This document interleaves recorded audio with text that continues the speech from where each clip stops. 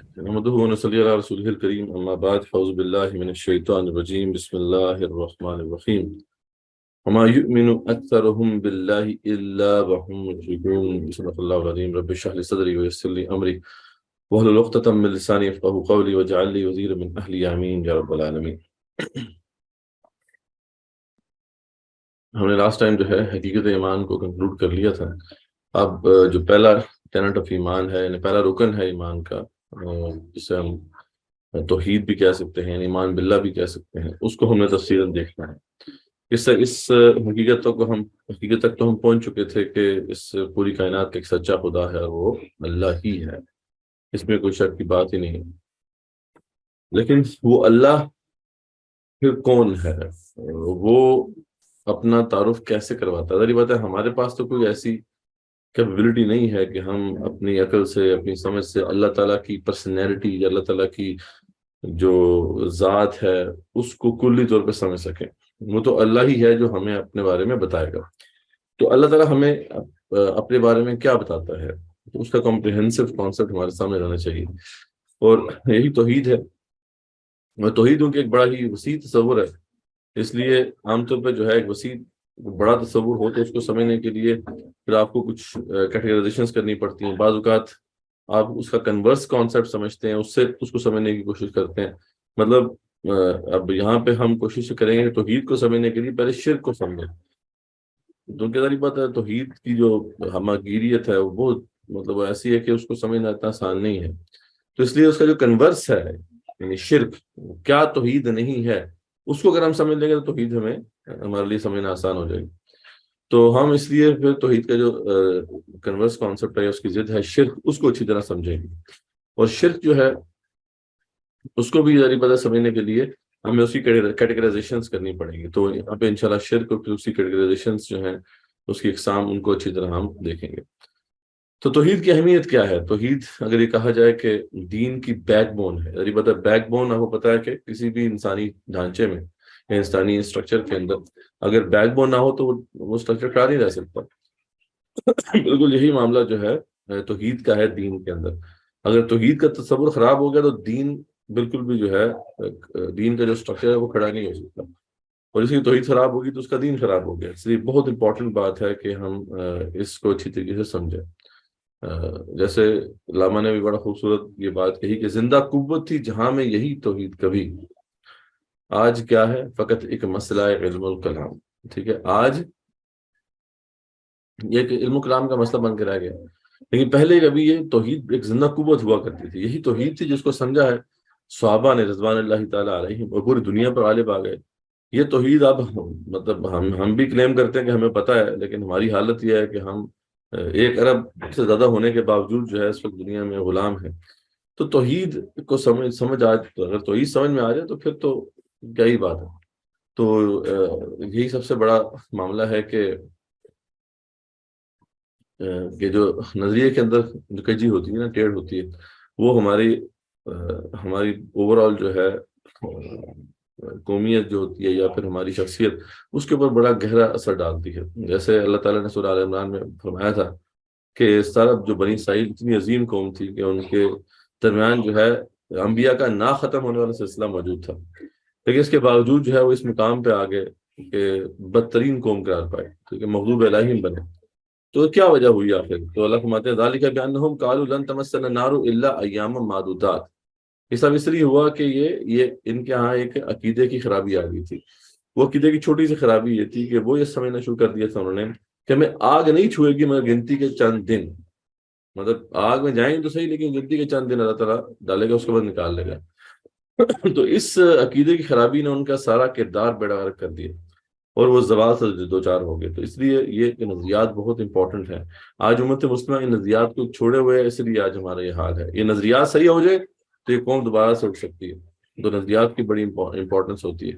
تو اللہ فرماتے ہیں وغرہم فی دینہم ما کانوا یفترون، ان کو ان کے دین نے دھوکے میں ڈال رکھا ہے اور اپنی جو افطرا پردازیاں کر رہے ہیں، خود ہی اپنے پاس سے من گھڑت باتیں کر رہے ہیں.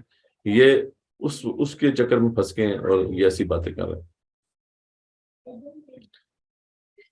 اب توحید کا جب تصور ہم دیکھتے ہیں تو جب لوگوں سے ہم اکثر پوچھتے ہیں توحید کیا ہے تو کہتے ہیں اللہ تعالیٰ ایک ہے. یہ توحید ہے، ایک ایسی بات نہیں ہے۔ توحید کمپریہنسو کانسیپٹ جو ہے وہ یہ ہے کہ اللہ تعالیٰ کو اس کی تمام اسماء و صفات کے ساتھ ماننا ہے۔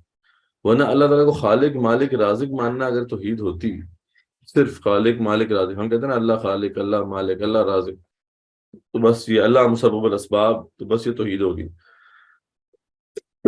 توحید اگر یہ ہوتی تو یہ توحید تو مشرکین مکہ بھی مانتے تھے، یہ آپ کے لیے بڑی عجیب بات ہوگی۔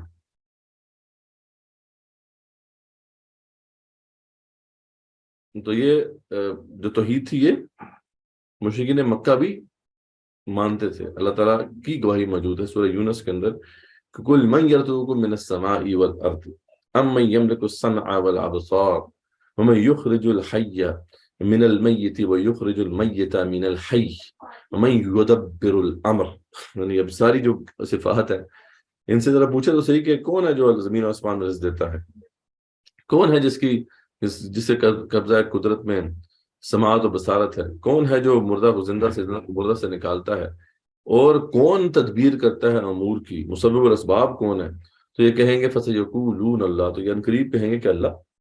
ٹھیک ہے، تو یہ اللہ کو زندگی اور موت کا مالک، آنکھوں سماعت و بصارت کا مالک، یہ سب مدبر الامر، یہاں تک کہ مسبب الاسباب بھی مانتے تھے۔ تو اللہ فرماتے ہیں فَقُلْ أَفَلَا تَتَّقُونَ، تو ان سے کہیں کہ کیا تم پھر ڈرتے نہیں ہو؟ ٹھیک ہے، پرہیزگاری اختیار نہیں کرتے؟ تو توحید جو ہے اللہ تعالیٰ کی تمام صفات کا اس کو ماننا ہے۔ چند صفات اگر مان لیا تو یہ پھر توحید نہیں ہوگی، یہ انکمپلیٹ بات ہے۔ ٹھیک ہے، تو اس لیے ایمان مجمل جو ہے اس حوالے سے بہت اہم ہے، بچپن سے ہمیں سکھایا جاتا ہے لیکن کبھی ہم نے شاید اس پہ غور نہ کیا ہو کہ آمنت باللہ کما ہوا باسمائہ وصفاتہ وقبلت جمیع احکامہ اقرار باللسان وتصدیق بالقلب۔ ٹھیک ہے، کہ میں ایمان لایا اللہ تعالیٰ پر جیسا کہ وہ ہے اپنے اسماء اور صفات کے ساتھ، اور میں نے اس کے تمام احکامات قبول کیے، زبان سے گواہی کے ساتھ بھی اور دل سے تصدیق کرتے ہوئے بھی۔ ٹھیک ہے، تو یہ کمپلیٹ کمپریہنسو کانسیپٹ آف توحید ہے۔ اب ظاہری بات ہے اس کی تشریح ضروری ہے، وہ ہم کریں گے۔ تو اگر ایک بھی صفت کو جو ہے صحیح طریقے سے ہم نے نہیں مانا تو پھر توحید کمپلیٹ نہیں ہوگی۔ تو اس لیے اس کانسیپٹ کو سمجھنا جو ہے بڑا ضروری ہے، کیونکہ تمام صفات کا عام طور پہ علم نہیں ہوتا، اور اس طریقے سے جو ہے شرک کچھ صفات کے اندر داخل ہو جاتا ہے جس کی وجہ سے ہم مشرک قرار پاتے ہیں اللہ کے ہاں۔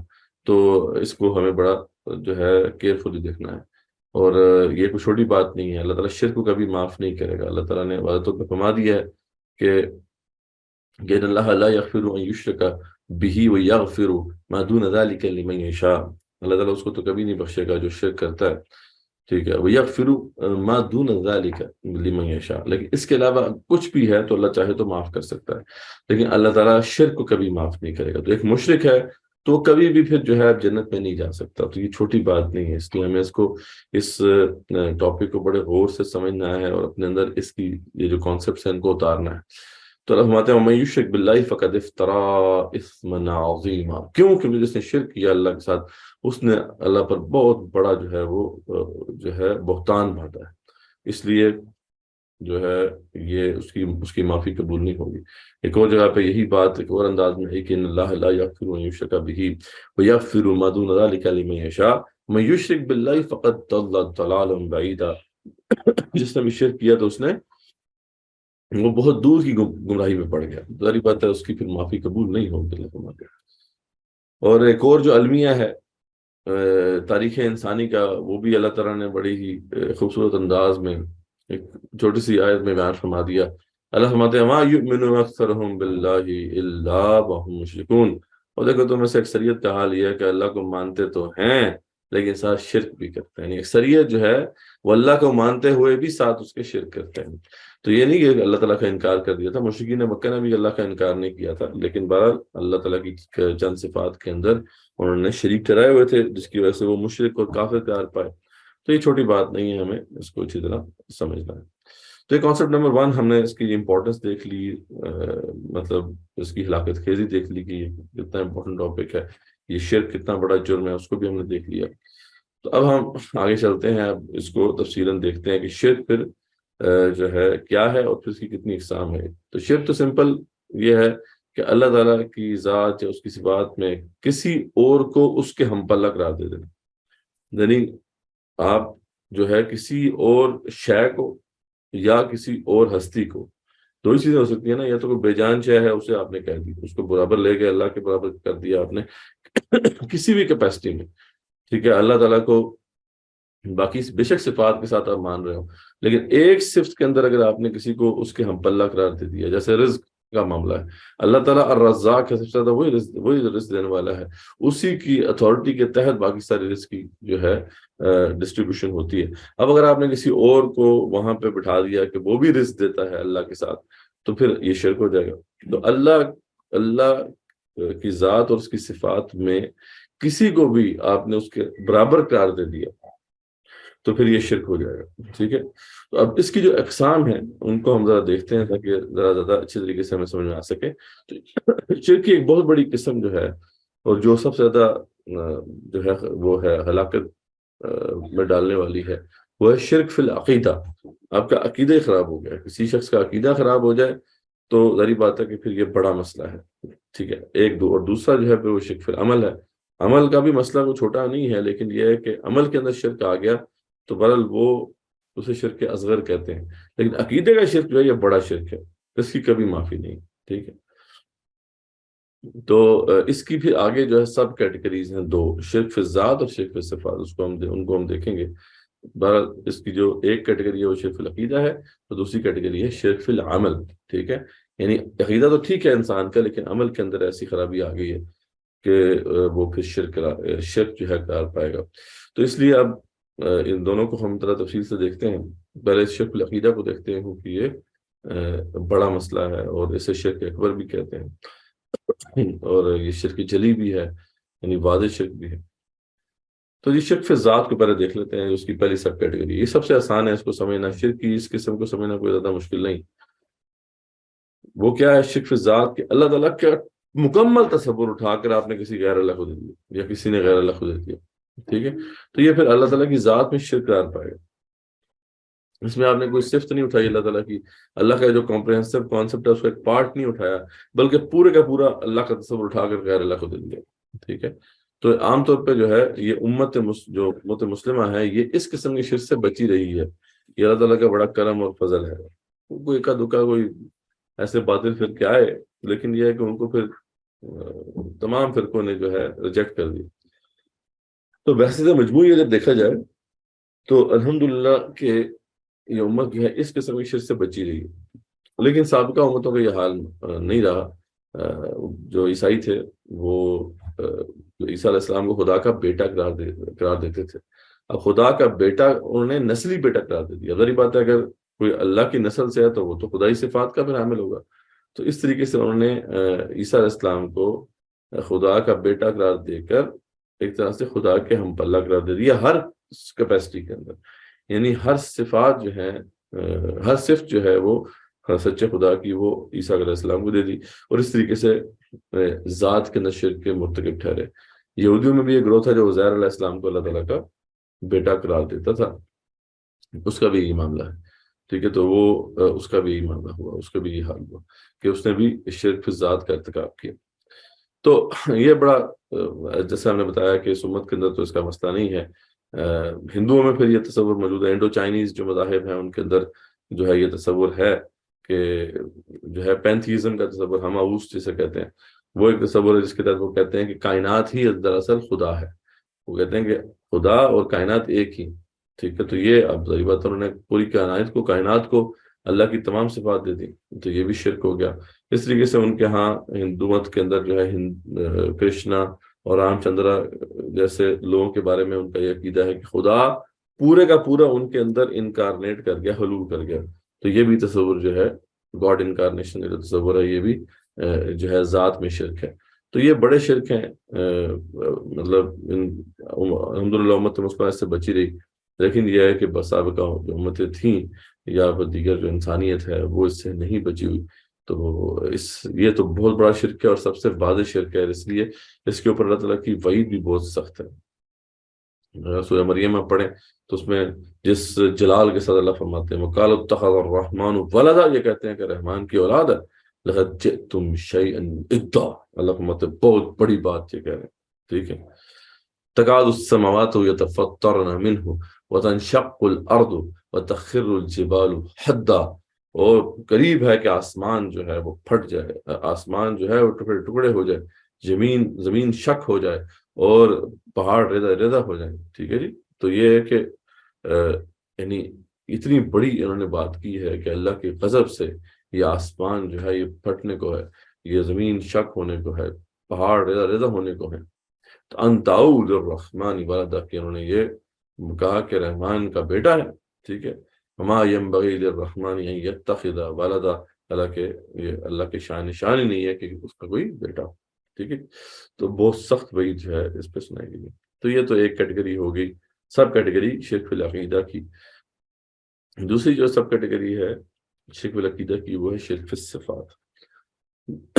یہ وہ شرک کی قسم ہے جس سے کوئی بھی امت نہیں بچ سکی، اور یہ امت بھی اس سے نہیں بچ سکی انفارچونیٹلی. اور اس امت کی بھی ایک بڑی آبادی جو ہے وہ اس قسم کی شرک میں مبتلا ہے.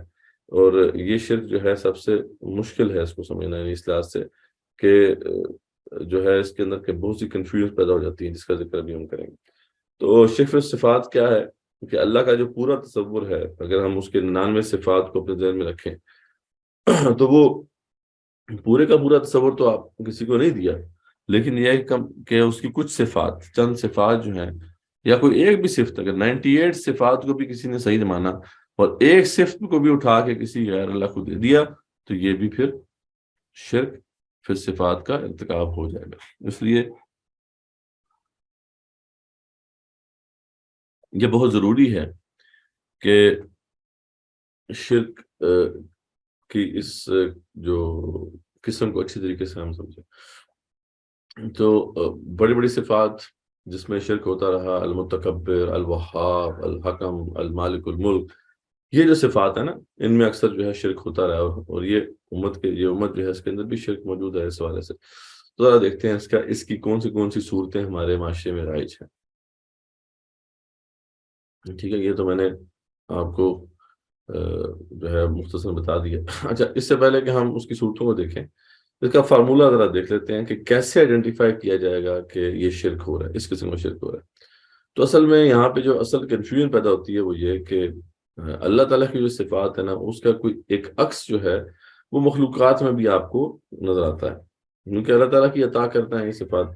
تو وہ لیکن جو عطا کرتا صفات ہوتی ہے، ظاہری بات ہے وہ اس کے ہم پلہ نہیں ہو سکتی، جو کہ وہ صفات ہیں جو اللہ تعالیٰ کی اپنی ہیں. تو اصلی اللہ کی صفات اور مخلوق کی صفات میں اگر فرق واضح رہے تو اس قسم کے شرک سے جو ہے بچا جا سکتا ہے اور اس کی پہچان ہو سکتی ہے.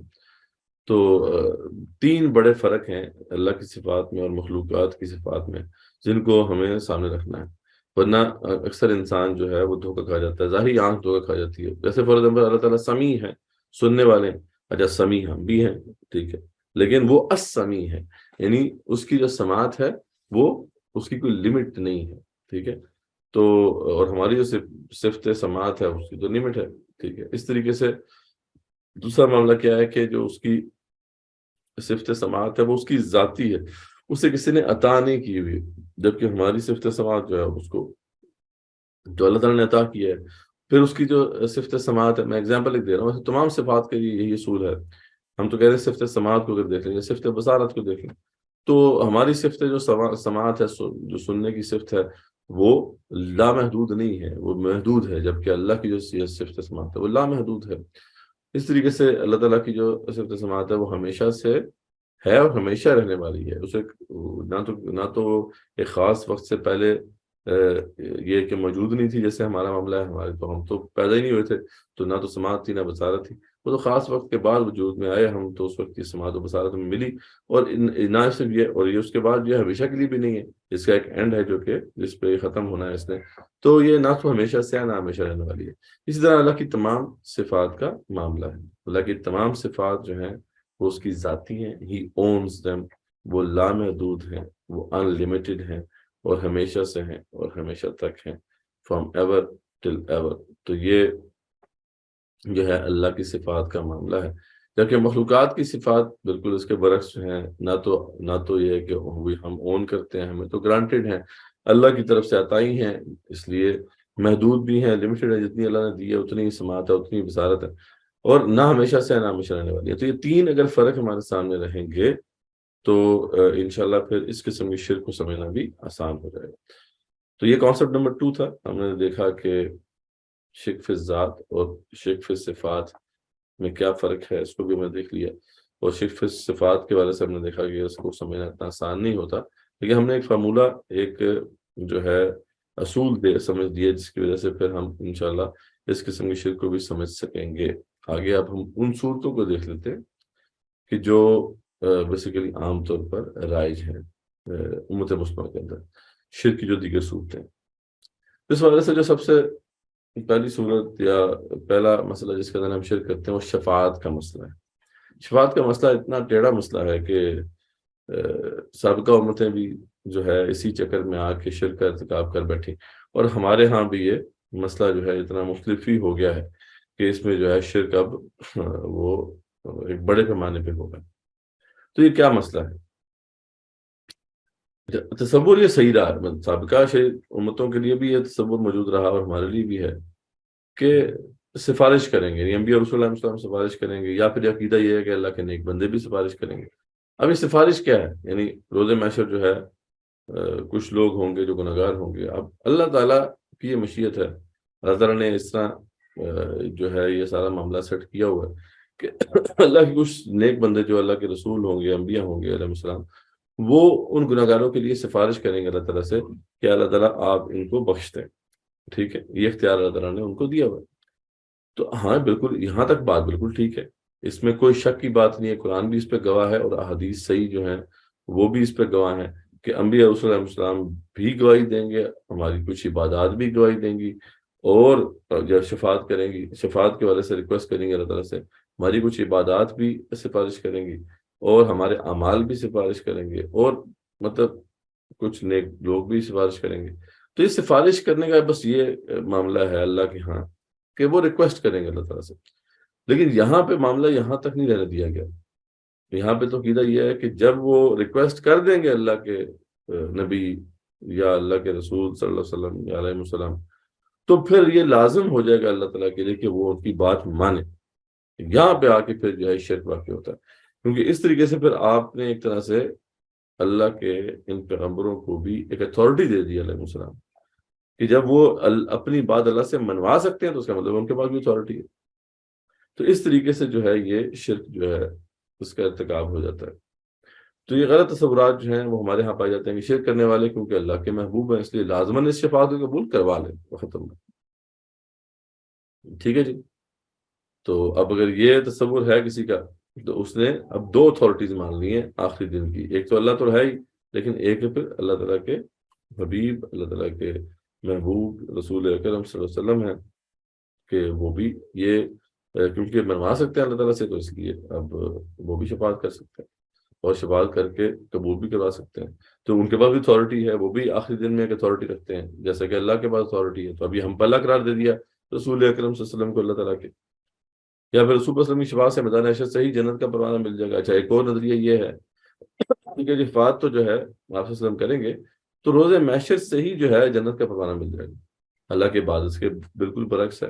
سفارش تو اول تو یہ ہے کہ اللہ تعالیٰ کے اختیار میں یہ ہے کہ وہ اس سفارش کو ایکسیپٹ کرتے ہیں یا نہیں کرتے، اللہ تعالیٰ نے واضح کیا ہے، اور پھر اگر کر بھی لیں تو اس کی کیا صورت ہوگی؟ کیا یہ ہے کہ وہیں سے ہی جو ہے گناہگاروں کو جو ہے وہ جنت میں ڈال دیا جائے گا، یا یہ ہے کہ ان کا پاس ایک سیٹ ہوا ہوا ہے کہ ان کو پہلے جہنم میں اپنی ٹرم پوری کرنی ہے اور پھر وہ جنت میں جائیں گے؟ تو یہاں پہ کنفیوژن پیدا کر دیتے ہیں لوگ۔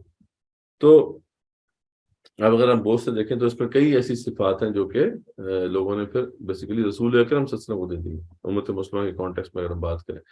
یہی معاملہ عیسائیوں نے جو ہے عیسیٰ علیہ السلام کے ساتھ کیا تھا، خیر انہوں نے تو عیسیٰ علیہ السلام کو خدا ہی بنا ڈالا، لیکن یہ ہے کہ یہ بھی تصور ہے نا ان کا کہ وہ گناہوں کا کفارہ ہو گیا، بس وہ گناہ اپنے ساتھ لے کے سولی چڑھ گیا تو اب ہمارے لیے کوئی مسئلہ نہیں ہے۔ تو وہی بات ہے کہ اپنے گناہ جو ہے دوسرے کو دے دیے۔ یہاں پہ ہم نے کیا کیا کہ ہم نے وصولی تو جو ہے چڑھانے والا معاملہ نہیں ہوا، لیکن ہم نے کہہ دیا کہ بھی اللہ کے حبیب ہیں، بس وہ ہمیں لے جائیں گے، ٹھیک ہے، جنت پہ لے جائیں گے۔ تو اللہ کی کئی صفات جو ہیں پھر یہاں پہ ایسی ہیں جن کے اندر پھر شرک واقع ہو جاتا ہے. ٹھیک ہے. اب اس حوالے سے جو اللہ تعالیٰ کیا فرماتے ہیں اس کو دیکھ لیتے ہیں کہ اللہ تعالیٰ کیسے اس باطل عقیدے کو رد کرتے ہیں. قرآن مجید میں بار بار اس باطل عقیدے کو رد کیا گیا، اس کو ذہنوں سے کھرچا گیا ہے. ٹھیک ہے جی. تو لیکن پھر بھی میری بات ہے لوگ ابھی تک جو ہے اسی عقیدے کے اوپر ہے. تو اللہ فرماتے ہیں یومئذ لا تنفع الشفاعۃ الا من اذن له الرحمن ورضی له قولا. تو اس دن جو ہے شفاعت فائدہ نہیں دے گی. شفاعت تو ہوگی، بے شک کریں گے، اللہ کے حبیب بھی کریں گے، رسول اکرم صلی اللہ علیہ وسلم صحیح حدیث میں ہے اللہ کے انبیاء بھی کریں گے علیہ السلام، اور بھی جیسے میں نے بتایا کہ عبادات بھی کریں گی، اور قرآن بھی کرے گا. تو یہ ساری شفاعت تو کریں گی، سفارش کریں گی اللہ کے سامنے. لیکن اللہ فرماتے ہیں اس دن ان کی سفارش آیا قبول ہوتی ہے نہیں ہوتی ہے تو اللہ کے اختیار میں. یوم لا تنفع الشفاعت، اس دن کوئی شفاعت فائدہ نہیں دے گی الا من اذن له الرحمن. ٹھیک ہے جی. اللہ یہ کہ رحمان کسی کو اجازت دے، اول تو وہ اجازت ملے گی تو وہ سفارش کریں گے، اور پھر وہ سفارش کر بھی دیں تو یہ رحمان کے اوپر ہی ہے کہ وہ اسے قبول کرتا ہے یا نہیں کرتا. وَرَضِيَ لَهُ قَوْلًا، اور اس کی بات سننا پسند کرے تبھی وہ پھر سفارش ہوگی، ورنہ سفارش ہوگی ہی نہیں. ٹھیک ہے. فرمایا کہ لا يتكلمون الا من اذن له الرحمن وقال صوابا، کہ اس دن جو ہے کوئی بھی کلام نہیں کر سکے گا. ٹھیک ہے. الا من اذن له الرحمن، الا یہ کہ کسی کو رحمان بولنے کی اجازت دے، اور وقال صوابا، اور وہ بات بھی پھر ٹھیک ہی کرے گا، وہ غلط بات نہیں کر سکے گا. ٹھیک ہے. یعنی خود سوچیں کہ اللہ کے دربار میں وہاں پہ غلط بندے کی سفارش تو نہیں کوئی کر سکتا. چلو ہم آتے ہیں کہ اس دن تو کلام تک بھی کوئی نہیں کر سکتا. الا من اذن له الرحمن، اللہ یہ کہ کسی کو اللہ تعالیٰ اجازت دیں، اور پھر جب اجازت مل جائے گی تو پھر وہ ٹھیک ہی بات کرے گا، وہ غلط بات نہیں کر سکے گا. اچھا یہ پھر آتا ہے کہ امت اتخذوا من دون اللہ شفعاء، یہ کہتے ہیں کہ انہوں نے اللہ کے علاوہ اور جو ہے شفاعت کرنے والے ٹھہرا لیے ہیں. قل اولو کانوا لا یملکون شیئا ولا یعقلون، تو آپ انہیں کہیں کہ خواہ وہ کسی چیز کا بھی اختیار نہ رکھتے ہوں، نہ ہی کچھ سمجھتے ہوں، تب بھی تم یہ عقیدہ رکھو گے. قل اللہ الشفاعۃ جمیعا، کان کھول کے سن لو، شفاعت ساری کی ساری اصل میں اللہ ہے. ختم. یعنی اللہ تعالیٰ نے ونس اینڈ فار آل اس بات کو سیٹل کر دیا، سفارش اصل میں اللہ ہی کی ہے. ٹھیک ہے. کیونکہ یہ سارا پروسیس ہی اللہ کے کنٹرول میں ہے، تو پھر سفارش کس کی ہوئی؟ تو اللہ کی ہوئی. اللہ کے حبیب نے سفارش کر بھی دی، اسے جب قبول کرنا اللہ کے ہاتھ میں ہے تو پھر اس کا مطلب ہے سفارش تو اللہ کی ہوئی نا، اور تو کسی کی سفارش پھر کام وہاں پہ فائدہ نہیں دے گی. تو انہیں بتا دو، اللہ تعالیٰ فرماتے ہیں قل اللہ الشفاعۃ جمیعا، کہ اللہ ہی کے لیے ہے تمام کی تمام شفاعت. لہو ملک السماوات والارض، اور اسی کیونکہ اسی کی بادشاہت ہے زمین و آسمان میں، اور تو کوئی مالک نہیں ہے، نہ تو اس کی اس ڈومینین میں شریک ہے. ثم الیہ ترجعون، پھر اسی کی طرف ہے تم نے لوٹ کر جانا ہے. اچھا اب صحیح بخاری کی ایک روایت کے حوالے سے لوگ اکثر جو ہے ایک مس انڈرسٹینڈنگ پھیلاتے ہیں، اور وہ روایت بالکل صحیح ہے کہ آپ اصل میں سفارش کرنی ہے. ٹھیک ہے. اس کو تو ہم بھی مانتے ہیں، اور بڑی زبردست سفارش کرنی ہے، شفاعت کبریٰ کرنی ہے. ٹھیک ہے. آپ وسلم جو ہے نے فرمایا کہ قیامت کے دن جب آئے گا تو لوگ ٹھاٹے مارتے ہوئے سمندر کی طرح ہوں گے، اور سب آدم کے پاس جائیں گے علیہ السلام، تو اور سب ان سے سفارش کریں گے کہ آپ اللہ تعالیٰ سے ریکویسٹ کریں، سفارش کریں کہ ہمارا حساب کتاب شروع ہو، اس دن کی سختی بہت ہوگی. تو وہ کہیں گے میں اس قابل نہیں ہوں، تم ابراہیم علیہ السلام کے پاس جاؤ. ابراہیم کے پاس ساری کی ساری جو ہے انسانیت جائے گی. وہ بھی یہ کہیں گے میں اس قابل نہیں ہوں، تم موسیٰ کے پاس جاؤ. موسیٰ علیہ السلام جو ہے انہوں نے اللہ سے کلام کیا ہوا ہے. موسیٰ علیہ السلام کے پاس جب جائیں گے سب، تو وہ بھی یہ کہیں گے بھائی میں بھی یہ نہیں کر سکتا، البتہ تم عیسیٰ علیہ السلام کے پاس جاؤ کیونکہ وہ اللہ کی روح ہیں، روح میں سے ہیں، ان کا کلمہ ہے. سارے عیسیٰ علیہ السلام کے پاس جائیں گے، وہ بھی انکار کر دیں گے، اور یہاں تک کہ ان کو ڈائریکٹ کر دیں گے لوگوں کو کہ رسول اکرم صلی اللہ علیہ وسلم کے پاس جاؤ. جب یہ سارے ان کے پاس آئیں گے تو وہ فرمائیں گے کہ میں ہی یہ کام کریں گے، بالکل یہ میرا ہی کام ہے، اور پھر میں اپنے رب سے اجازت چاہوں گا اور مجھے اجازت دی جائے گی، اور اللہ تعالیٰ تعریفوں کے الفاظ مجھے ایسے الہام کرے گا جن کے ذریعے میں اللہ کی حمد بیان کروں گا جو اس وقت مجھے یاد نہیں ہے. اسی وقت اللہ تعالیٰ مجھے سمجھائے گا، اسپیشل الفاظ کے ساتھ اللہ کی حمد ہوگی، اور اس طریقے سے پھر وہ جو ہے حساب کتاب شروع ہوگا. تو اس کے بعد وہ اللہ کے رسول پر فرماتے ہیں کہ میں سجدے میں گر جاؤں گا اور یہ کہوں گا امتی امت، ٹھیک ہے، میری امت میری امت، ٹھیک ہے۔ اس پہ اللہ کے حبیب کی اس التجا کی طرف کے جواب میں اللہ تعالیٰ فرمائیں گے کہ اے محسن سب کا سر اٹھاؤ، جو کہو وہ سنا جائے گا، جو مانگو اسے دیا جائے گا۔ تو اللہ کے رسول پر فرماتے ہیں جو شفاعت کرو گے قبول کی جائے گی، تو اللہ کے رسول پر فرماتے ہیں کہ میں شفاعت کروں گا اپنی امتیوں کے لیے۔ تو اس پہ جو ہے کہا جائے گا جاؤ اور ان لوگوں کو دوزخ سے نکال لو جن کے دل میں ذرہ برابر بھی ایمان ہے۔ یعنی یہاں پہ دوزخ سے نکالنے کی بات ہو رہی، سفارش جن کے حق میں قبول ہو جائے گی تو پھر ان کو دوزخ سے نکال کے پھر جنت میں ڈالا جائے گا۔ تو اب یہ معاملہ جو ہے بالکل واضح ہے کہ یہ وہ باروں بار جنت میں ڈالی والی بات نہیں ہے کہ جو ٹرم کسی کی گناہگار کی ہے اسے پوری کرنی ہوگی تب وہ جنت میں جائے گا، ورنہ ڈائریکٹ جنت میں وہ نہیں جا سکتا۔ وہ پھر دوبارہ جو ہے آپ صلی اللہ علیہ وسلم جو ہے سجدے میں گریں گے، پھر اللہ تعالیٰ ان سے کہیں گے کہ آپ پوچھیے کیا پوچھنا ہے، پھر وہ کہیں گے امتی امتی، پھر جو ہے وہ ذکر ہوگا 2-3 دفعہ ہے، پہلے جو ہے جو کے برابر جو ہے ایمان ہو اس کو نکال لو، پھر آئے گا ذرے برابر ایمان ہے، پھر آئے گا رائی کے برابر ایمان ہے اس کو بھی نکال لو، تو وہ نکالتے جائیں گے، ٹھیک ہے۔ فاخرجہم من النار، تو الفاظ یہ ہیں کہ پھر اس کو جو ہے آگ سے نکال لیا جائے۔ آخر کار پھر جو ہے یہاں تک کہ وہ رسول اکرم صلی اللہ علیہ وسلم ریکویسٹ کریں گے کہ اللہ تعالیٰ جس نے کلمہ پڑھا ہو مطلب اس کے بارے میں مجھے آپ اجازت دیں، تو اس پہ اللہ تعالیٰ فرمائے گا نہیں، یہ کام جو ہے میرا ہے، یہ جو ہے میں خود کروں، ٹھیک ہے۔ کہ اللہ فرمائے گا میری عزت، میرے جلال، میری کبریائی، میری بڑائی کی قسم، اس میں سے انہیں بھی نکالوں گا، لأخرجن منہا، تو اللہ تعالیٰ فرماتے ہیں میں ان کو بھی نکالوں گا جنہوں نے کلمہ لا الہ الا اللہ کہا ہے، ٹھیک ہے۔ لیکن یہ گناہ گار ہوں، مشرک ہوں گے تو پھر یہ کبھی نہیں نکلیں گے۔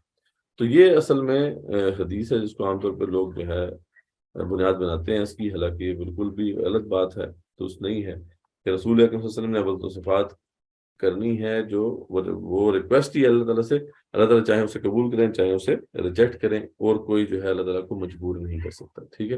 اور پھر اگر یہ قبول ہو بھی جائے گی تو پھر یہ جہنم سے نکالے جانے کی بات ہو رہی ہے، پھر وہ لوگ ہیں جو اپنا گناہ جو انہوں نے کیا ہے اس کی ٹرم پوری کریں گے تو پھر وہ جنت میں جائیں گے، شرط یہ ہے کہ انہوں نے شرک نہ کیا، تو یہ کوئی روز محشر سے ہی جنت میں جانے والی بات نہیں ہے۔ تو یہ ساری مس انڈرسٹینڈنگ ان کو دور کر دینا چاہیے، اور اس کی تائید پھر مختلف حدیث سے بھی ہوتی ہے۔ ابن ماجہ کی حدیث موجود ہے حضرت جابر سے کہ رسول اکرم صلی اللہ علیہ وسلم فرمایا کہ ان شفاعتی یوم القیامت لأہل الکبائر من امتی، کہ بے شک میری شفاعت قیامت والے دن میری امت کے ان لوگوں کے لیے ہوگی جو کبیرہ گناہوں کا ارتکاب کرنے والے، تو اس کا مطلب گناہ گاروں کے لیے، ٹھیک ہے۔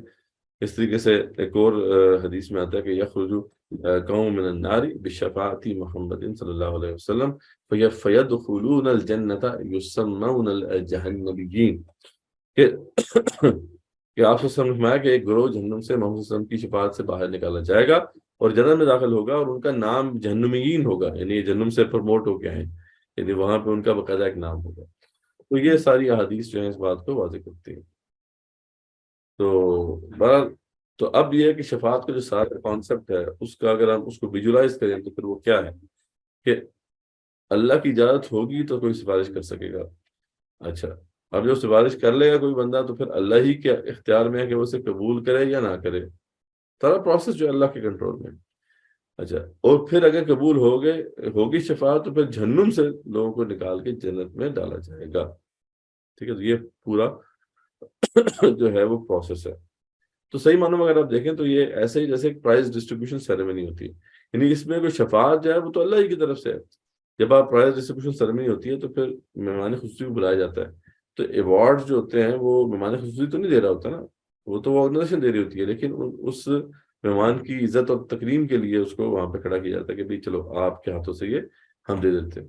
تو بالکل یہی معاملہ ہے کہ اللہ تعالیٰ دینا تو اللہ ہی نہیں اپروول ہے، لیکن اللہ تعالیٰ نے اپنے نیک بندوں کی وہاں پہ کیونکہ عزت کو بڑھانا ہے، ان کو اسپیشل سٹیٹس دیا ہے اللہ تعالیٰ نے، تو اللہ تعالیٰ ان کے ذریعے سے وہ پھر ڈسٹریبیوٹ کرے گا یہ معاملہ، لیکن ہے یہ اللہ کی شفاعت، یہ کسی اور کی شفاعت نہیں ہے۔ اور آپ صلی اللہ علیہ وسلم کو تو یہ مقام دیا بھی گیا ہے کہ آپ نے جا کے شفاعت کبریٰ کرنی ہے، جس کے بارے میں ہم جو ہے اذان کے بعد وہ دعا میں کہتے ہیں، ٹھیک ہے۔ تو یہ ہے جی ایک بڑا مسئلہ جو کہ ہم نے کور کر لیا آج، شفاعت کا مسئلہ سے۔ دوسرا جو بڑا مسئلہ ہے اس کو بھی دیکھ لیتے ہیں، وہ ہے استعانت کا مسئلہ، یعنی اللہ کے علاوہ کسی اور سے مدد مانگنا۔ یہ اور ٹیڑھا مسئلہ ہے۔ شفاعت والا مسئلہ تو ٹھیک ہے، آج کل جو پڑھا لکھا طبقہ ہے وہ عام طور پہ اس کے اندر نہیں پڑتا، لیکن استعانت والا شرک جو ہے اس کے اندر ہر بندہ ہی جو ہے کسی نہ کسی طریقے سے ٹریپ ہو جاتا ہے۔ وہ یہ معاملہ ہے کہ اب اللہ کے سوا اللہ کی جو مخلوق ہے اس کو بھی ہم پکار سکتے ہیں ہیلپ کے لیے۔ فار ایگزامپل میری گاڑی خراب ہو جاتی ہے تو میں اگر کسی کو کال کرتا ہوں، کوئی کسی میکینک کو، تو یہ شرک نہیں ہے، ٹھیک ہے، یہ تو اللہ کے اسباب کو استعمال کرنا ہے۔ تو پھر استعانت میں شرک کیسے ہوتا ہے؟ یعنی غیر اللہ سے مدد ہم جب مانگے تو پھر کس صورت میں وہ ایک طرح سے شرک بن جاتا ہے؟ تو اس کو ذرا سمجھنا بڑا ضروری ہے، ٹھیک ہے۔ تو اس کا تصور یہ ہے کہ اللہ ہی مشکل کشا، حاجت روا، مصور الاسباب ہے، اس لیے اس اللہ ہی کو یہ سب کچھ مانتے ہوئے کسی کو آپ ریکویسٹ کر سکتے ہیں، ٹھیک ہے۔ اگر یہ نظریہ ہے کہ یہ بندہ ہی سب کچھ کر سکتا ہے تو پھر تو یہ شرک ہو جائے گا۔ اب اگر کسی بندے کے بارے سے یہ بات سوچ لی گئی ہے یا یہ نظریہ گھڑ لیا گیا ہے کہ یہ بھی رزاق ہے، جیسے یہ بھی رزق دینے والا ہے جیسے اللہ رزق دینے والا ہے، تو اس کا مطلب ہے کہ اب اس بندے کو یا اس جو بھی ہستی ہے اس کو جو اس شخص نے اب اللہ کے ہم پلہ قرار دے دیا۔ یہ صرف اللہ ہی کی صفت ہے نا کہ وہ رزاق ہے، وہ وہاب دینے والا۔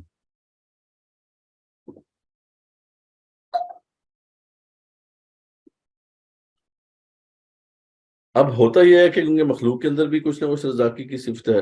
آپ کو فیکٹری کا مالک ہے تو ظاہر ہے اس کے ذریعے سے بہت لوگوں کا رزق لگا ہوا ہے۔ اب ظاہر آنکھ دھوکہ کھا جاتی ہے، وہ دیکھتی ہے کہ بھئی اس کے ذریعے سے شاید مل رہا ہے، لیکن دے تو اللہ رہا ہے، ٹھیک ہے، یہ تو ذریعہ بنا ہوا ہے۔ تو اسی چیز کو ہمیں سمجھنا ہے۔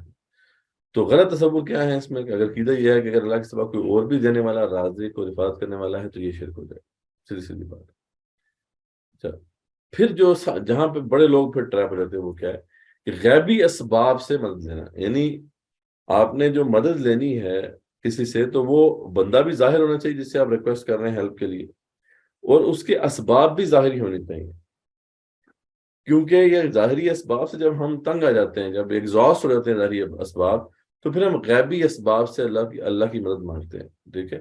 یہ اللہ ہی ہے جو غیب میں ہوتے ہوئے مدد کرتا ہے، لیکن جب یہ نظریہ ہے ہمارا کہ جی ظاہری اسباب تو چلو نہیں چل رہے، تو اب غیبی اسباب یعنی جنات وغیرہ، ان کے استعمال سے جو لوگ یہ عامل پیر بابے فقیر جو ہیں یہ لوگوں کے مسائل حل کرتے ہیں، تو یہ بیسیکلی پھر شرک ہے۔ اسے کہتے ہیں استمداد بالغیب، یعنی مدد مانگی ایک ایسے شخص سے جو غائب تھا، ٹھیک ہے، یا پھر ایک شخص تو موجود تھا لیکن وہ جو اسباب استعمال کر رہا ہے وہ غائب ہے، جیسے کوئی جنات کے ذریعے سے جو ہے علاج کر رہا ہے تو یا موکلوں کے ذریعے سے علاج کر رہا ہے، ٹھیک ہے۔ تو اب یہ کیا ہے؟ بیسیکلی یہ اسباب جو ہیں غیبی ہیں، یہ ظاہری اسباب نہیں ہے۔ کسی ڈاکٹر کے پاس جاتے ہیں وہ آپ کو دوائی دیتا ہے تو وہ دوائی تو ظاہری سبب ہے نا۔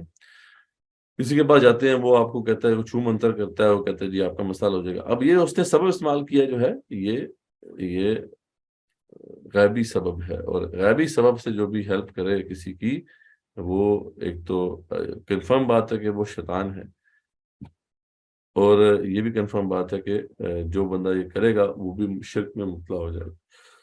تو ہاں، اس کے اندر صرف دو ہی استثناءات ہیں یا ایکسیپشنز ہیں۔ کسی سے دعا کی درخواست آپ کر دیں، ٹھیک ہے، اس میں کوئی مسئلہ نہیں ہے۔ عقیدہ یہی ہو کہ اللہ ہی عطا کرنے والا ہے، بس آپ نے ریکویسٹ کر دی، وہ نیک بندہ ہے، آپ نے والدین سے بھی کہتے ہیں میرے لیے دعا کر دینا، ٹھیک ہے، تو یہ ایک ایکسیپشن ہے اس حوالے سے کہ ٹھیک ہے آپ نے ایک ایسی چیز کی ریکویسٹ کی ہے جو ظاہری تو سبب نہیں ہے، لیکن بہرحال وہ ایسا سبب ہے کہ جو اللہ نے ریکمینڈ کیا ہے کہ دعا مطلب آپ کریں۔ اور دوسرا رقیہ شریعہ یہ ہوتا ہے کہ اللہ کی کتاب کی آیات بآواز بلند پڑھ کے دم کر دینا، بس اس سے آگے جانا جو ہے پھر وہ بدعت ہے، اور وہیں سے پھر گمراہیاں شروع ہوتی ہیں۔ تو یہ صرف دو استثناءات ہیں، ٹھیک ہے۔ باقی جتنی بھی یہ صورتیں ہیں وہ بیسیکلی کیا ہیں، وہ جنات کے استعمال کرنے سے وہ سارے معاملات کیے جاتے ہیں جس کی وجہ سے پھر بہت سے مسائل پیدا ہوتے ہیں۔ اللہ تعالیٰ نے اس کو قطعاً جو ہے وہ حرام قرار دے دیا ہے، ٹھیک ہے۔ تو اللہ فرماتے ہیں ان لوگوں کو جو اللہ کے سوا اور لوگوں کے بھی ان لوگوں کو پکارتے ہیں مدد کے لیے، یشرکون ما یخلقون شیئا وهم یخلقون، اللہ فرماتے ہیں کہ کیا وہ ایسا کوئی شریک بناتے ہیں جو کچھ بھی پیدا نہیں کرتے بلکہ خود پیدا کیے گئے. ولا یستطیعون لهم نصرا ولا انفسهم ينصرون، اور نہ ان کی مدد کی طاقت رکھتے ہیں نہ ہی اپنی مدد کی طاقت رکھتے ہیں. وَإِن تَدْعُوهُمْ إِلَى الْهُدَى لَا يَتَّبِعُوكُمْ، اگر تم ان کو سیدھے راستے کی طرف بلاؤ تو وہ تمہاری بات سن ہی نہ پائیں، تمہاری اتباع ہی نہ کر پائیں. سواء علیکم ادعوتموہم ام انتم صامتون، تو برابر ہے کہ تم ان کو بلاؤ یا چپکے ہی سے بات کرو یا خاموشی رہو. It doesn't matter. ان الذین تدعون من دون اللہ عباد امثالکم، مشرکو جن کو تم اللہ کے سوا پکارتے ہو وہ تمہاری طرح کے بندے ہیں. اب یہ وہ لوگ جو بتوں کو بھی پکارتے تھے اور اس کے علاوہ نیک بزرگوں کو بھی پکارتے تھے، ٹھیک ہے، ان کے بارے میں بھی ان کا عقیدہ تھا. جیسا کہ آج ہمارے ہاں بھی ہے، ہمارے ہاں کچھ لوگ یہ سمجھتے ہیں کہ اللہ کے سوا اور بھی جو ہیں ایسے بڑی بزرگ ہستیاں ہیں جن کو اللہ نے رزق کے کوٹے عطا کیے ہوئے ہیں اور وہ اس کے ذریعے سے مخلوق میں بانٹتے ہیں. یہ تصور من گھڑت تصور ہے، اور یہ جو عقیدہ گھڑ لیا گیا ہے یہ شرکی عقیدہ. تو اللہ فرماتے ہیں کہ ٹھیک ہے، فَدْعُوهُمْ فَلْيَسْتَجِيبُوا لَكُمْ إِن كُنتُمْ صَادِقِينَ. اچھا تم ان کو پکارو، اگر سچے ہو تو چاہیے کہ وہ تمہارے سوال کا جواب دیں، لیکن کوئی جواب نہیں آتا، ٹھیک ہے، تو اس لیے یہ بالکل شرک ہے. اور اللہ فرماتے ہیں وَالَّذِينَ تَدْعُونَ مِن دُونِهِ مَا يَمْلِكُونَ مِنْ قِطْمِيرٍ، اور جن کو یہ پکارتے ہیں اللہ کو چھوڑ کر وہ ایک کھجور کی گٹلی کے چھلکے کے برابر بھی کچھ جو ہے اتھارٹی نہیں رکھتے، کچھ ملکیت نہیں رکھتے، تو یہ ان کو پکار رہے ہیں. تو ان تدعوہم لا يسمعوا دعاءکم، اگر ان کو پکارے بھی یہ تو وہ ان کی پکار نہیں سنتے. ولو سمعوا، اور سن بھی رہے، ما استجابوا لکم، تو پھر وہ استجاب نہیں کر سکتے، وہ دعا کو پورا نہیں کر سکتے، ٹھیک ہے، اس کی اتھارٹی نہیں رکھتے. یوم القیامت یکفرون بشرککم، بلکہ قیامت والے دن تو وہ ان کے شرک کا انکار کر دیں گے. وہ تو نیک بندے تھے، اگر دنیا سے چلے گئے. اب علی حجویری کو کیا پتا تھا کہ پیچھے ان کے ساتھ کیا ہو رہا ہے؟ اب جو ہے شیخ عبد القادر جیلانی رحمۃ اللہ کو کیا پتا تھا کہ ان کے پیچھے کتنے لوگ جو ہیں وہ شرک کر رہے ہیں؟ تو وہ تو وہاں قیامت والے دن ان سے لانے برات کر دیں گے. ولا ينبئك مثل خبیر، فرماتے ہیں کہ اور اللہ باخبر کتنا آپ کو کوئی خبر دینے والا نہیں ہے. پھر وہ آپ کو یعنی اس طرح کی خبریں دے رہا ہے، اور کون جو ہے آپ کو اس طرح کی خبریں دے سکتا ہے؟ تو یہ بالکل واضح ہے. غیبی اسباب جہاں پہ بھی استعمال ہوں گے بیسیکلی وہ جنات کا استعمال ہوتا ہے، اور اللہ تعالیٰ نے منع کر دیا ہے کہ جن اور انسان مل کے جو ہے کام نہیں کر سکتے. یہ وہ شریر جنات ہی ہیں جو کہ شریر انسانوں کے ساتھ مل کے جو ہے لوگوں کو گمراہ کرتے ہیں. نیک جن کبھی ایسا نہیں کرے گا. اللہم یوم یحشرہم جمیعا، ٹھیک ہے، تم سب کو جو اکٹھا کیا جائے گا وہاں پہ، تو اللہ تعالیٰ تمہیں اکٹھا کرے گا. یا معاشر الجن قد استکثرتم من الانس، ٹھیک ہے، اے جنات کی جماعت، ٹھیک ہے، کہ تم نے نو انسانی پر خوب ہاتھ صاف کر لیے، ٹھیک ہے، تم نے خوب ان کو جو ہے اپنے مقاصد کے لیے استعمال کیا. وقال اولیاءهم من الانس، ان کے جو ہے دوست ہوں گے انسانوں میں سے، وہ کہیں گے ربنا استمتع بعضنا ببعض. ایسی بات نہیں ہے جی، یہ غلط جھوٹی بات کر رہا ہے. اصل میں تو ہم نے ایک دوسرے سے فائدہ اٹھایا، ہم نے بھی ان سے فائدہ اٹھایا، انہوں نے ہم سے فائدہ اٹھایا. وبلغنا اجل الذی اجلت لنا، اور یہاں تک کہ وہ وقت ہم اس وقت تک آپ پہنچے جو تو نے ہمارے لیے مقرر کر دیا تھا. تو قال النار مثواکم، تو اللہ تعالیٰ فرمائے گا کہ دیکھو تم دونوں کا ٹھکانہ جو ہے وہ جہنم ہے، خالدین فیہا، رہو گے تم ہمیشہ ہمیش وہاں. الا ما شاء اللہ، اللہ یہ کہ اللہ چاہے کچھ اور. ان ربک حکیم علیم، بے شک آپ کا رب جو ہے وہ حکیم بھی ہے، دانا بھی ہے، اور علم والا بھی ہے. وکذالک نولی بعض الظالمین بعضا بما كانوا یکسبون، اور دیکھو اس طرح ہم آخرت میں ظالموں کو ایک دوسرے کا ساتھی بنائیں گے اس کمائی کی وجہ سے جو وہ دنیا میں ایک دوسرے کے ساتھ مل کر کرتے تھے. لیکن یہ بات بالکل واضح ہمارے سامنے رہنی چاہیے. وَأَنَّهُ كَانَ رِجَالٌ مِّنَ الْإِنسِ يَعُوذُونَ بِرِجَالٍ مِّنَ الْجِنِّ فَزَادُوهُمْ رَهَقًا. سورۃ جن میں یہ سارا ماجرا کھول کے بیان کر دیا کہ دیکھو یہ انسان تھے جو کہ جنہوں نے جنوں کو یہ شے دی اور وہ اتنے چھوڑے ہو گئے، ورنہ تو وہ اس طرح کی حرکت نہیں کرتے تھے. ٹھیک ہے، انسانوں میں سے کچھ لوگ جنوں میں سے کچھ لوگوں کی پناہ مانگا کرتے تھے. جب ویرانے میں جاتے تھے تو جنات سے پناہ مانگا کرتے تھے، اللہ سے پناہ نہیں مانگتے تھے. تو اس طریقے سے وہ جنات جو ہیں وہ اترا گئے اور سرکش ہو گئے، مزید سرکش ہو گئے. تو وَأَنَّهُ كَانَ رِجَالٌ مِّنَ الْإِنسِ يَعُوذُونَ بِرِجَالٍ مِّنَ الْجِنِّ فَزَادُوهُمْ رَهَقًا. اور اس طرح انہوں نے جنوں کا غرور اور زیادہ بڑھا دیا. ٹھیک ہے، تو یہ بہرحال جو ہے بالکل بھی جائز نہیں ہے. اور یہ ٹاپک جو ہے اسے ہم کنکلوڈ کرتے ہیں اس لحاظ سے کہ ظاہری اسباب، کسی سے اگر آپ نے مدد مانگنی ہے تو وہ خود بھی بندہ ظاہر ہونا چاہیے، جو اسباب وہ استعمال کر رہا ہے وہ بھی ظاہر ہونے چاہیے، ٹھیک ہے، تو پھر ایسی مدد جائز ہے۔ ہاں اس کے علاوہ اگر آپ کسی سے دعا کے لیے کہتے ہیں تو وہ بھی جائز ہے، عقیدہ یہ ہونا چاہیے کہ یہ دعا اللہ چاہے گا تو قبول ہوگی، ورنہ نہیں ہوگی۔ اور جو ہے رقیہ شریعہ وہ کوئی کر سکتا ہے، اس سے اس کے فوائد ہیں، ثابت کے عمل سے ثابت ہے۔ تو یہ وہ دو چیزیں، اس کے علاوہ جو ہے جتنی بھی صورتیں ہیں وہ شرکیہ صورتیں ہیں۔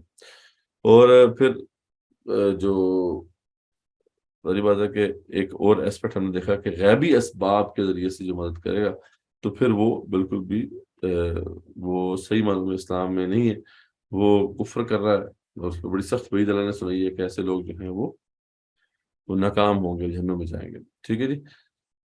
تو اس لیے بڑی مشہور کتاب ہے ابن باز اور محمد بن صالح العثیمین کے جو شاگرد ہیں شیخ وحید عبدالسلام بالی، ان کی یہ کتاب ہے، اور بڑی زبردست کتاب ہے، شریر جادوگروں کا کلا کما کرنے والی کتاب، اثار البطار فی التصدی للسحرۃ الاشرار۔ تو اس میں انہوں نے بیسیکلی ان تمام وہ جو ہمارے آس پاس پھیلے ہوئے شیطان ہیں ان کو آئیڈینٹیفائی کرنے کے طریقے بتائے ہیں۔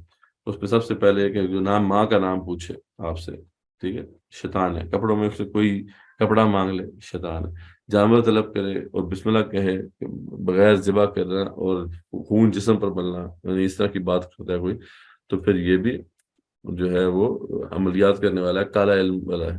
طلسم کو لکھنا اور پڑھنا جو کوئی بھی سمجھ نہ سکے، ایسے الفاظ و ابجد نمبر اکثر آپ نے دیکھا ہوگا لکھتے ہیں لوگ، جس کو کوئی سمجھ نہیں سکتا، تو یہ بات جو ہے یہ بالکل جو ہے جائز نہیں ہے۔ ایسا تعویذ دینا جس میں جو ہے وہ ڈبے ہوں اور ان میں حروف یا نمبر لکھے ہوئے ہوں، آپ نے دیکھا ہوگا ابجد نمبر جو ہے وہ خاکے بنے زائچے بنے ہوتے ہیں، تو یہ بھی بالکل جو ہے ایک شیطان کی علامت ہے۔ ایسا تعویذ دینا جس میں اچھا روپوش ہونے کا کہنا جہاں سورج کی روشنی نہ پہنچتی ہو، یہ بھی غلط ہے۔ ایک خاص مدت جو کہ زیادہ تر 40 دن ہوتی ہے، پانی سے دور رہنے کا جو ہے کہنا کہ جی پانی سے آپ دور رہیں، تو یہ لوگ بھی پھر شیطان ہے۔ مریض کو دفن کرنے کے لیے کچھ چیزیں دینا، کچھ ایسے کاغذ دینا جن کو جلا کر اس کی دھنی لینی ہو، ٹھیک ہے، ایسا کلام کے یعنی ایسا کلام کے ساتھ بڑبڑانا جیسے جو سمجھ نہ سکے، یعنی زبان میں ہی وہ کچھ طلسم بول رہے ہیں جس کو آپ سمجھ نہیں سکتے، تو اس کا مطلب ہے شیطان ہے۔ مریض کو اس کا نام، شہر اور آنے کی وجہ بتا دینا، اب آپ جائیں ایسے لوگوں کے پاس تو وہ آپ کو آپ کے بارے میں بتا دیتے ہیں، آپ کا نام کیا ہے، شہر کیا ہے، آنے کی وجہ کیا ہے، کیوں آئے آپ، تو کاغذ یا تعویذ پانی میں گھول کر پینا، ٹھیک ہے، یعنی پینے کا کہنا۔ تو اس طرح کی جو ساری باتیں ہیں بیسیکلی یہ شریر جادوگری کہتے ہیں، اس میں کوئی ایسا بندہ نہیں ہے جو کہ خیال والا ہو، ٹھیک ہے، تو اس کو بھی ہمیں اپنے سامنے رکھنا ہے۔ یہیں تک ہم انکلوڈ کرتے ہیں، آپ کوشچن کسی کا ہے تو وہ بھی شک پوچھ لیں۔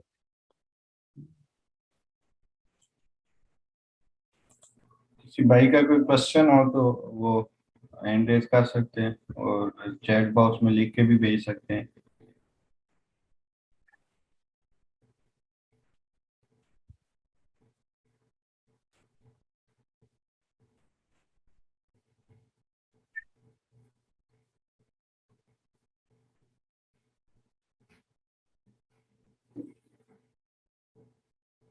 آج کے ٹاپک سے ریلیٹڈ کوئی بھی کوشچن ہو تو ہینڈ ریز کر سکتے ہیں، یا اگر لکھ کے بھیجنا چاہیں تو چیٹ باکس میں بھیج سکتے ہیں یا واٹس ایپ بھی کر سکتے ہیں۔ یہ ایک سوال آیا کہ کیا رسول اللہ صلی اللہ علیہ وسلم کے روزے پر بھی دعا نہیں مانگ سکتے؟ دعا تو کہیں بھی نہیں مانگ سکتے نا، وہاں تو یہ ہے کہ آپ وہ پکار سکتے ہیں، ٹھیک ہے، کہ السلام علیکم ایھا النبی، ٹھیک ہے، آپ وہاں پہ سلام کہہ سکتے ہیں ان کو، جو معاملہ ہے باقی، لیکن ان کو پکارنا، ان کو کیوں پکارنا ہے بھائی؟ بات وہی ہے کہ پکارنا تو اسی کو ہے جو کہ اس پکار کو سن کر اس پہ عمل کر سکتا ہے۔ رسول اکرم صلی اللہ علیہ وسلم جو ہے ان کے بارے میں بھی دونوں چیزیں ہیں، ٹھیک ہے، اب تو ہمیں پتہ ہی نہیں ان تک یہ بات پہنچے گی یا نہیں پہنچے گی، اگر پہنچ بھی گئی تو وہ کچھ کر نہیں سکتے، تو ایسی ہستی سے ہم کیوں مانگے کہ جو ہے ہستی خود لوگوں کو یہ کہتی تھی کہ دیکھو اللہ سے مانگو، تو ہمیں اللہ سے مانگنا چاہیے، وہاں پہ ان کے لیے دعا کرنی چاہیے، ان کو سلام کرنا چاہیے، ٹھیک ہے، تو بس یہاں تک معاملہ ہے، اس سے آگے بڑھنا جو ہے پھر وہی بات ہے کہ آپ ایک طرح سے شرک کی کیٹیگری کے اندر، شرک کی ڈومین میں داخل ہو جائیں گے، ٹھیک ہے، تو اس لیے اس کی احتیاط رکھنی چاہیے۔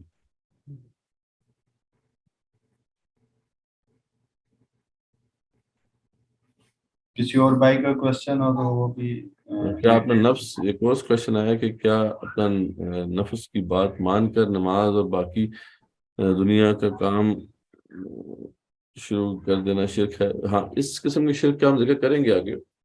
یہ شرک فی العمل کی کیٹیگری ہوتی ہے. یعنی اگر انسان کا عقیدہ یہ ہے کہ نہیں جی اللہ کے لیے ہونا چاہیے. دیکھیں جیسے فرض میں نماز کا ٹائم تھا، اب اس نے نماز باس نے کہہ دیا بھی یہ کام کرو، اب اس نے وہ کام شروع کر دیا اور نماز جو ہے اس کو ڈیلے کر دیا یا آگے پیچھے کر دیا یا سیکنڈ پرائرٹی دے دی.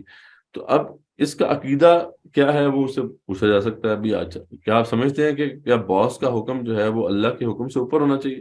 تو کہے گا نہیں نہیں ایسی بات تو نہیں ہے بھائی، اللہ کا حکم ہی اوپر ہونا چاہیے. اب آپ اسے پوچھیں بھی تو پھر آپ نے یہ کیا حرکت کی؟ آپ نے تو اس کے کہنے پہ جو ہے وہ نماز آگے پیچھے کر دی. تو اس پہ وہ یہ مطلب جسٹیفیکیشن دے گا کہ جو بھی جسٹیفیکیشن دے رہی ہے کہ دیکھیں جی وہ ضروری ہوتا ہے یا میں بھول گیا ہے جو بھی ہے. تو ایسے شخص کو پھر آپ یہ نہیں کہہ سکتے وہ بڑا شرک کر رہا ہے. ٹھیک ہے، وہ عمل کا شرک ضرور کر رہا ہے اور یہ بھی شرک چھوٹا نہیں ہے، مطلب بڑا شرک کر رہا ہے. یعنی وہ گناہ بہت بڑا ہے. ٹھیک ہے، چھوٹا شرک بھی گناہ تو بڑا ہی ہے، لیکن بہرحال اس کو ہم یہ نہیں کہہ سکتے کہ وہ بڑے شرک کا ارتکاب کرتا ہے. اور اس وجہ سے اس کے اوپر وہ حکم نہیں لگے گا اللہ کی طرف سے انشاءاللہ کہ ہمیشہ کے لیے وہ جنت میں چلا جائے. لیکن اگر عقیدے میں خرابی آ گئی ہے تو پھر کیا، پھر ذری بات ہے کہ کبھی معافی نہیں ہوگی. ٹھیک ہے.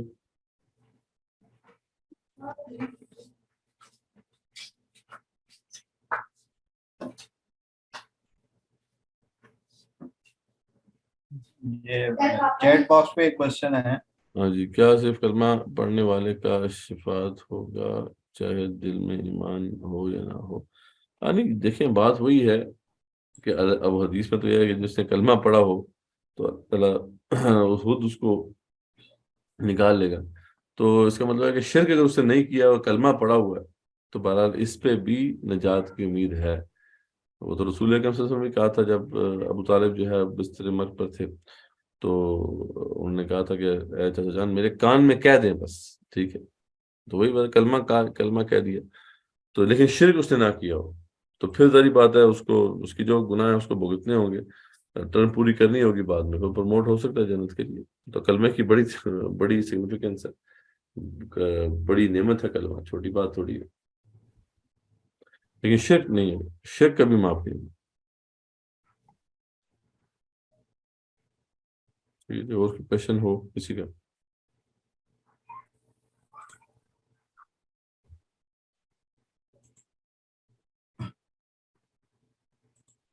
اور تو مزید کوئی کوشچن نہیں ہے. لائف کوشچن کو پوچھنا چاہے تو پوچھ لو.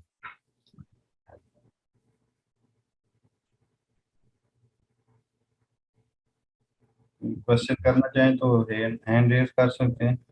جی جی، ورنہ پھر یہ ہے کہ آف لائن بھی کیا جا سکتا ہے. اچھا ٹھیک ہو گیا. کوئی اور کوشچن اگر نہیں ہے تو پھر ہم آج کا سیشن جو ہے کنکلوڈ کرتے ہیں. امید ہے کہ یہ کانسیپٹس آپ کو سمجھ آئے ہوں گے. اپنے جو کوئزز ہیں جو آپ سے شیئر کیے کرنے شروع کر دیے گئے ہوں گے امید ہے اس کو بھی آپ فل کریں اور جو اسائنمنٹس ہیں ان کو ضرور حل کریں. ٹھیک ہے، یعنی یہ جو کانسیپٹس ہیں ان کو اپنی زبان میں یعنی ایک پریزنٹیشن کے انداز میں ان کو آپ ریکارڈ کر کے بھیجیں. اس سے جو آپ کی لرننگ ہوگی اس کا کوئی نعم البدل نہیں ہے. ہمارا تو یہی ہے کہ ٹھیک ہے آپ کو زیادہ اچھے طریقے سے سمجھ میں آ جائے گا، ہم اس کی اسیسمنٹ کر لیں گے، لیکن یہ ہے کہ آپ کو ڈسٹنکشن بھی ملے گی، ٹھیک ہے، اچھا سرٹیفکیٹ ملے گا. لیکن اصل بات یہ ہے کہ آپ کی خود جو سمجھ ہے اس میں گہرائی آئے گی. تو وہ ضرور آپ اٹیمپٹ کریں انشاءاللہ. اس کے وجہ سے بھی نوٹیفکیشن نہیں آیا تو آپ کو آ جائے گا. باقی کوئزز آپ اٹیمپٹ کر سکتے ہیں اپنی اسیسمنٹ چیک کرنے کے لیے آپ کو کتنا سمجھ میں آیا. اور لیکن یہ ہے کہ ساتھ ساتھ جو ہے پریزنٹیشنز کو ضرور جو ہے آپ نے رکھنا ہے. جی، وطن سے محبت کرنا کیا شرک ہے، اس پہ بھی انشاءاللہ بات کریں گے. اگین وہی عقیدے کا ہے. اگر آپ کسی بندے کا عقیدہ یہ ہے کہ وطن کی محبت سب سے اوپر ہونی چاہیے، اللہ کی محبت سے بھی اوپر، تو ایسا شخص تو پھر پکا مشرک ہے، یہ بڑے شرک کا ارتکاب کر رہا ہے. لیکن آپ اسے پوچھیں تو نہیں اللہ سے محبت سب سے اوپر ہونی چاہیے، وطن کی محبت اس کے تابع ہے. تو ایسے شخص کو پھر آپ شرک فی العقیدہ کا مرتکب نہیں کہہ سکتے. لیکن عمل جب آپ دیکھتے ہیں اس کا تو بالکل واضح نظر آ رہا ہے کہ جی اس کے دل میں محبت وطن کی زیادہ ہے، اللہ ہی کم ہے. تو اب عمل کے اندر خرابی آ گئی تو اس سے شرک فی العمل ہی کہیں گے. عقیدے کی خرابی آئے گی تو پھر وہ شرک العقیدہ کہلائے گا. تو شرک العمل کا تو ارتکاب ہوگا ایسے شخص کی طرف سے، لیکن یہ ہے کہ شرک العقیدہ کا مرتکب ہم اسے نہیں ٹھہرائیں گے. ٹھیک ہے، انشاءاللہ یہ بات ابھی نیکسٹ جو ٹاپک ہے ہمارا وہ اسی پر ہے، تو انشاءاللہ وہ کلیئر ہو جائے گا. جی کوشش کریں گے انشاءاللہ آپ کو مل جائے گا. کہاں بھائی آپ نے وہ شیٹ شیئر کی ہے ابھی؟ اگر نہیں کی تو پھر انشاءاللہ اس کو ہم شیئر کرنا شروع کر دیں گے.